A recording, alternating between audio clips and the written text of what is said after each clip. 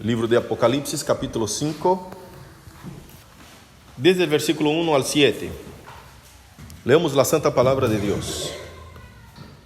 Y vi en la mano derecha del que estaba sentado en el trono un libro escrito por dentro y por fuera, sellado con 7 sellos. Y vi un ángel fuerte que pregonaba a gran voz: ¿quién es digno de abrir el libro y desatar sus sellos? Y ninguno, ni en el cielo, ni en la tierra, ni debajo de la tierra, podía abrir el libro, ni aún mirarlo. Y lloraba yo mucho, porque no se había hallado a ninguno digno de abrir el libro, ni de leerlo, ni de mirarlo. Y uno de los ancianos me dijo: no llores. He aquí que el león de la tribu de Judá, la raíz de David, ha vencido para abrir el libro y desatar sus 7 sellos. Y miré y vi que en medio del trono y de los 4 seres vivientes y en medio de los ancianos estaba en pie un cordero como inmolado, que tenía 7 cuernos y 7 ojos, los cuales son los 7 espíritus de Dios enviados por toda la tierra. Y vino y tomó el libro de la mano derecha del que estaba sentado en el trono. Puede tomar su asiento. Querido Dios, te agradecemos por la lectura de tu palabra. Señor, que tu Santo Espíritu ayúdeme a exponer las santas y sagradas letras de este texto.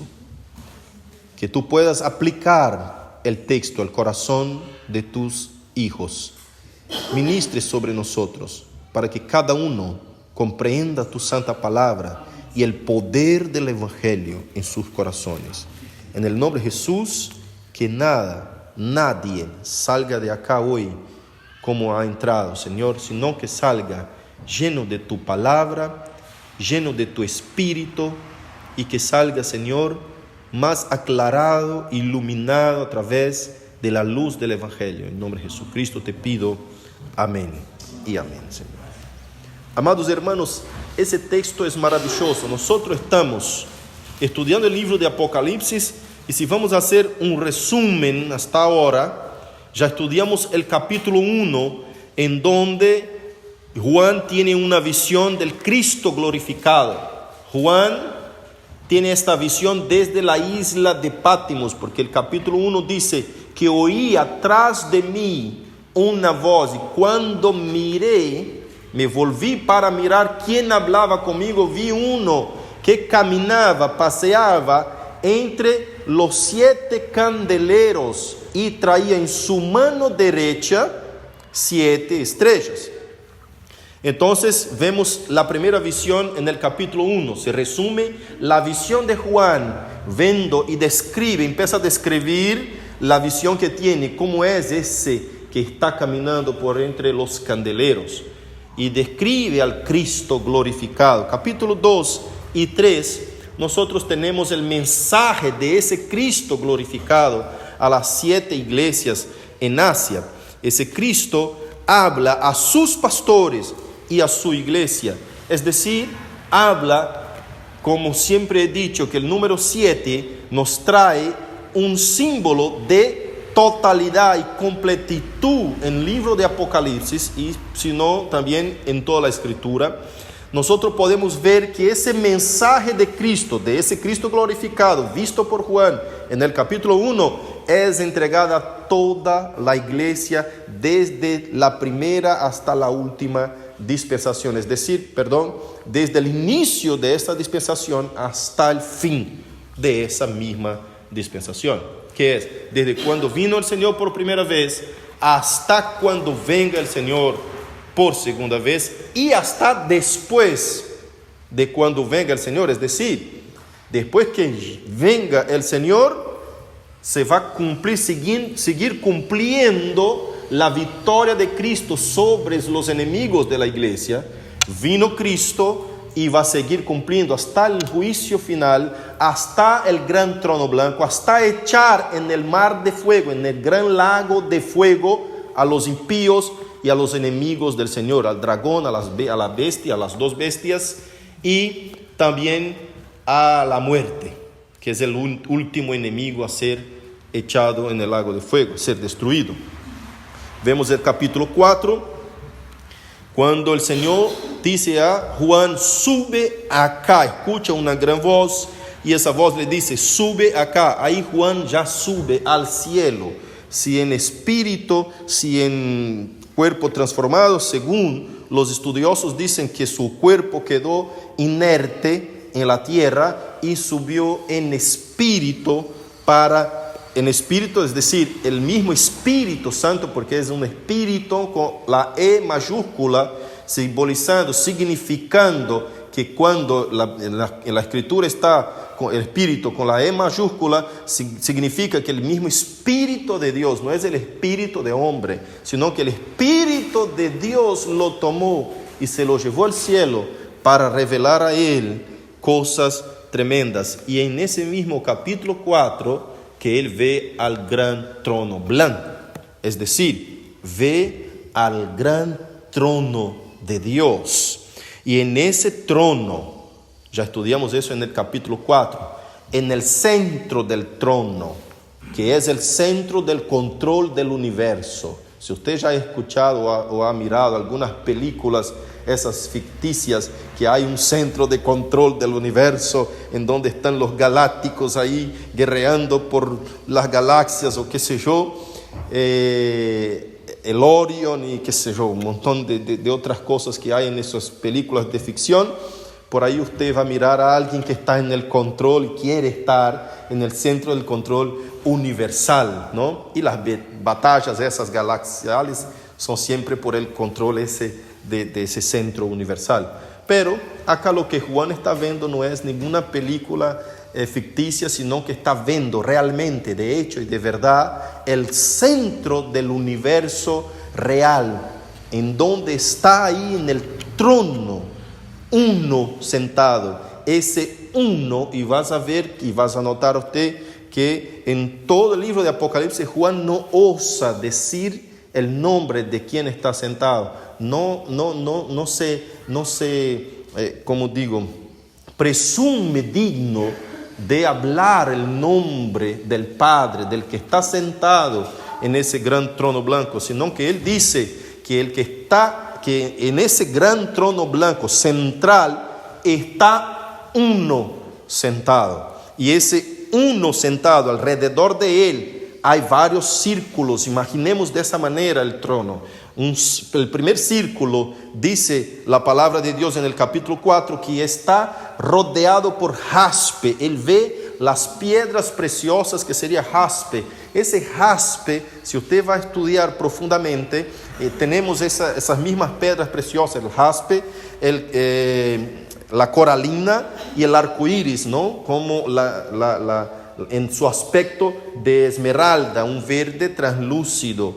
Entonces, vamos a ver en otros textos bíblicos la expresión, la visión, la aparición de estas piedras preciosas representando la santidad. Por ejemplo, la primera piedra, ese primer círculo alrededor del trono de Dios, está una piedra llamada jaspe, que significaba, para nosotros tenemos una idea mejor de la imagen, de los colores de esa piedra, es una transparencia como el diamante, simbolizando el blanco de la pureza de Dios, de la santidad de Dios. Alrededor de Dios refleja su santidad, y la santidad representada por esa piedra. Después viene la coralina, que es una otra piedra que está después en el círculo segundo, ahí representando la gloria y el poder de Dios. Todo eso alrededor del trono de Dios. Ya en el tercer círculo, imagine Dios en el centro, y acá alrededor del primer círculo su santidad. Alrededor del segundo círculo está el poder y gloria de Dios como fuego. Alrededor del segundo círculo está el tercer círculo, y que lo ponemos así, usted puede imaginar ahí el arco iris. Ese arco es simbolizando el pacto que Dios tiene con el hombre, la memoria de que Dios tiene con el hombre, y la fidelidad de Dios, de que jamás se olvidará del pacto que Dios hizo con el ser humano. Y cuando se agrega iris, que significa divinidad, simbolizando el poder divino, el poder celestial, es decir, ese arco no es un pacto del hombre con Dios, sino que es un pacto de Dios para con el hombre, porque la palabra iris simboliza divinidad. Entonces el texto de Apocalipsis agrega lo que no agregó cuando Dios habló con Noé, apenas diciendo arco, pero en el texto de Apocalipsis agrega iris, arco divino, arco de la alianza de Dios, ahí representando por el color verde translúcido en el tercer círculo ese. Después de ese tercer círculo viene el cuarto círculo, que son los 4 seres vivientes que Juan está viendo. En el capítulo 4 está toda esa descripción del gran trono de Dios. Los 4 seres vivientes, y ya dije, ya estudiamos eso en el capítulo 4, que esos 4 seres vivientes, como explica el libro de Ezequiel, son querubines. Esos querubines, y tiene cada uno su función, no vamos a volver a hablar de eso. Pero hay un quinto círculo. En ese quinto círculo nosotros vemos ahí los 24 ancianos, 24 tronos alrededor del gran trono del Señor Dios Todopoderoso. Y esos 24 ancianos, ya estudiamos eso también, representando al pueblo vencedor de Dios, al pueblo de Dios vencedor. Como la palabra anciano siempre figura un gobierno en la iglesia. Por ejemplo, en la iglesia presbiteriana nosotros tenemos ancianos, o lo que nosotros llamamos de presbíteros, que son el consejo de la iglesia, que administra la iglesia con el pastor efectivamente, no es en papel, en figurado, sino que efectivamente se trabaja así en las iglesias presbiterianas y quizás en algunas iglesias congregacionales y reformadas que trabajan la misma visión de gobierno presbiteriano. Así que el gobierno de una iglesia presbiteriana no es episcopal, que tiene un cabeza y que manda en todos y hay una cadena jerárquica. No. La iglesia presbiteriana tiene un consejo que es elegido por la iglesia, por el cuerpo, y ese consejo representa a la iglesia en las decisiones administrativas de la iglesia. Así que esos ancianos está por toda la escritura. Cuando Pablo escribe sus cartas echando órdenes a Tito, a Filemón, a Timoteo, para que ellos pudieran elegir ancianos para gobernar con él la iglesia del Señor, entendemos que esos 24 ancianos son una representación del pueblo, de aquellos que gobiernan juntamente con Cristo al pueblo, a la iglesia de Dios. Es como algunos comentaristas dicen. Pero yendo un poco más a fondo, no podemos, yo prefiero no poner un número, ¿no? Porque 24 sería 12 de las 12 tribus de Israel, como las 12 tribus, y 12 como el Nuevo Testamento, ahí ya en el Antiguo Testamento, ya en el Nuevo Testamento, los 12 apóstoles, representando estos 24 ancianos y como el liderazgo de la Iglesia Universal de Cristo. Pero prefiero que nosotros entendamos que ese número de 24 es un número simbólico representando ese gobierno y esa posición de responsabilidad sobre el pueblo de Dios. Pero yendo un poco más al fondo, vemos que no podemos decir que sea personas en específico o personas especiales en esos lugares, como si fuera un galardón especial en ese sentido, porque vamos a estudiar galardón un poquito más adelante, sino que ese número de 24 ancianos representa la iglesia, el pueblo de Dios, porque no son ángeles, y ya estudiamos por qué no son ángeles, no son seres espirituales, y ya estudiamos por qué no lo son, y hay muchas evidencias que son personas. El texto bíblico les nombra ancianos, no les nombra seres viventes, no les nombra ángeles, porque los ángeles están en el sexto círculo, alrededor de los 24 ancianos. están los muchos ángeles, dice el texto bíblico. Y por fin vemos todas las demás criaturas en el círculo séptimo, alrededor del trono. Primero círculo, segundo, tercero, cuarto, quinto, sexto, séptimo. Todas las demás criaturas de Dios, todo el mundo físico creado por Dios. Es decir, Dios es el centro del universo. Pero también cita Juan dos figuras más ahí. Él habla de los 7 espíritus de Dios que estaban alrededor del trono también. Y también habla del Cordero, versículo 6 del capítulo 5 que leímos. Y miré y vi en medio del trono y de los 4 seres vivientes. Mira, entre esos todos. Y en medio de los ancianos. ¡Wow! Parece como una omnipresencia. Estaba en pie un cordero como inmolado. Entonces Juan, además de todo eso que ha descrito en el capítulo 4, llegamos al capítulo 5 y vemos que está también el cordero ahí, en medio al trono. Cuando dice en medio al trono, podemos imaginar que parece ese cordero está sentado con el Padre en el trono, pero si nosotros vamos a mirar de forma estrictamente espiritual, sabemos que el Cordero y el Padre son uno. Algunos comentaristas de Apocalipsis, como William Hendrickson, por ejemplo, y Kistemaker, dicen que ese Cordero después no está ahí sentado en el trono, sino que está en pie, como dice el texto.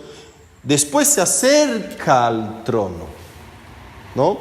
Y intentan comprender qué sería estar en medio al trono, en medio a los ancianos y en medio a los 4 seres vivientes. ¿De qué forma puede estar? Entonces imaginan que sería una forma de la lengua hebrea de hablar en medio, como si nosotros decimos entre A y B. Ellos dicen entre A y entre B, como una forma de la lengua hebrea expresar eso, ¿no?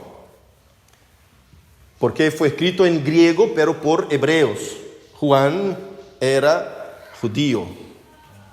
Entonces tenía una forma, aunque hablase en griego, que fue escrito en griego, tenía una construcción, una forma de cómo escribir, toda una estructura hebrea. Y vemos eso en toda la escritura griega, ¿no? La preparación y la cimentación hebrea de cómo escriben algunos de los autores bíblicos. Pero a mí me parece un poco forzado, queremos entender el lugar en donde estaba ubicado el Cordero, ¿no? Porque en medio del trono, en medio a los ancianos y en medio a los 4 seres vivientes, es una presencia, parece que engloba, que abarca mucho más que un simple lugar. Parece que está abrazando más que un lugar la presencia de ese Cordero. Y ese Cordero se acerca al trono.